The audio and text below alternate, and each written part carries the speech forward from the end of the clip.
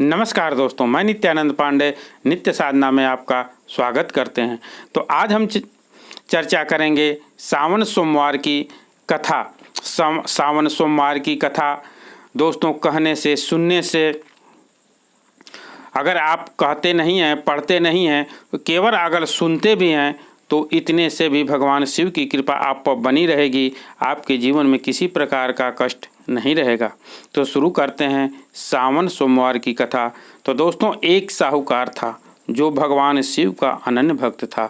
उसके पास धन्य धान्य किसी चीज़ की कमी नहीं थी, लेकिन उसकी कोई संतान नहीं थी और वह इसी कामना को लेकर रोज शिव जी के मंदिर दीप जा कर के दीपक जलाता था।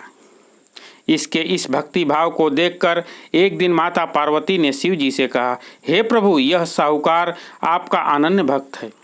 इसको किसी बात का कष्ट है तो आप इसको अवश्य दूर करें।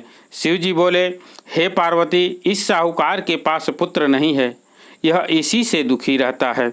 माता पार्वती कहती हैं, हे ईश्वर, कृपा करके इसे पुत्र का वरदान दें।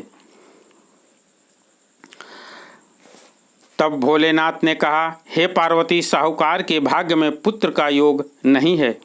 ऐसे में अगर इसे पुत्र प्राप्ति का वरदान मिल भी गया तो वह पुत्र केवल 12 वर्ष की आयु तक जीवित रहेगा। यह सुनने के बाद भी माता पार्वती ने कहा, हे प्रभु, आपको इस साहूकार को पुत्र का वर देना ही होगा, अन्यथा भक्त क्यों आपकी सेवा पूजा करेंगे।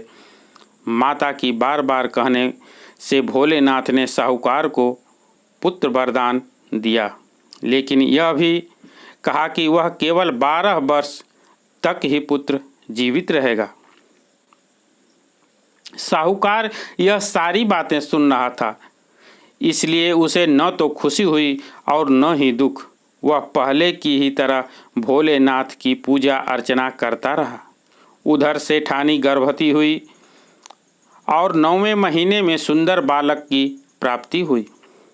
परिवार में खूब हर्षोल्लास मनाया गया, लेकिन साहूकार पहले की ही तरह रहा और उसने बालक की 12 वर्ष की आयु का जिक्र किसी से भी नहीं किया।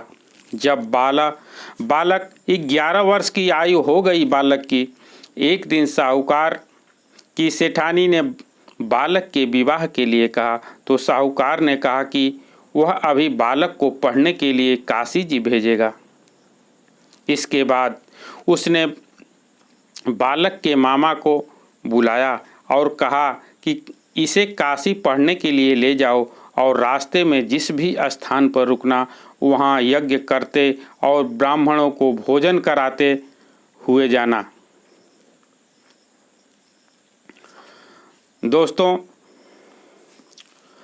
साहूकार ने जब कहा कि वह अभी बालक को पढ़ने के लिए काशी भेजेगा, इसके बाद बालक के मामा जी को बुला करके कहा कि काशी पढ़ने के लिए जाओ और रास्ते में जिस भी स्थान पर वह रुके यज्ञ कराते हुए, ब्राह्मणों को भोजन कराते हुए आगे बढ़ना।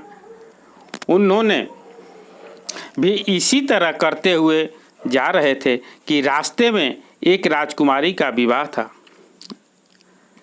इससे उसका विवाह होना था, जिससे भी उस राजकुमारी का विवाह होना था, वह एक आंख से काना था। तो उसके पिता ने जब अति सुंदर साहूकार के बेटी को देखा तो उसके मन में आया कि क्यों न इसे ही घोड़ी पर बिठा करके शादी के सारे कार्य संपन्न करा लिए जाएं। तो उन्होंने मामा से बात की और कहा कि इसके बदले में वह अथाह धन देंगे, तो वह भी राजी हो गए। इसके बाद साहूकार का बेटा विवाह की वेदी पर बैठा और जब विवाह कार्य संपन्न हो गया तो जाने से पहले उसने राजकुमारी की चुनरी के पल्ले पर लिखा कि तेरा विवाह तो मेरे साथ हुआ, लेकिन जिस राजकुमार के साथ भेजेंगे वह तो एक आंख का काना है। इसके बाद वह अपने मामा के साथ काशी के लिए चला गया। उधर जब राजकुमार ने अपनी चुनरी पर लिखा हुआ पाया जो राजकुमारी थी, जो अपनी चुनरी पर लिखा हुआ पाई तो उसने राजकुमार के साथ जाने से मना कर दिया और राजा ने भी अपनी पुत्री को बारात के साथ विदा नहीं किया। बारात वापस गई। उधर मामा और भांजे काशी जी पहुंच गए। एक दिन जब मामा यज्ञ रचा रहा था तब भांजा बहुत देर तक बाहर नहीं आया, तो मामा ने अंदर जाकर देखा तो भांजे के प्राण निकल चुके थे। वह बहुत परेशान हुआ, लेकिन सोचा कि अभी रोना पीटना मचाया तो ब्राह्मण चले जाएंगे और यज्ञ का कार्य अधूरा रह जाएगा। जब यज्ञ संपन्न हुआ तो मामा ने रोना और पीटना शुरू किया। उसी समय शिव पार्वती उधर से जा रहे थे, तो माता पार्वती ने शिव जी से पूछा, हे प्रभु, यह कौन रो रहा है? तभी उन्हें पता चला कि यह तो भोलेनाथ के आशीर्वाद से जन्मा साहूकार का पुत्र है। जब माता पार्वती कहती हैं कि हे स्वामी, इसे जीवित कर दें, अन्यथा रोते रोते इसके माता पिता के प्राण निकल जाएंगे, तब भोलेनाथ ने कहा,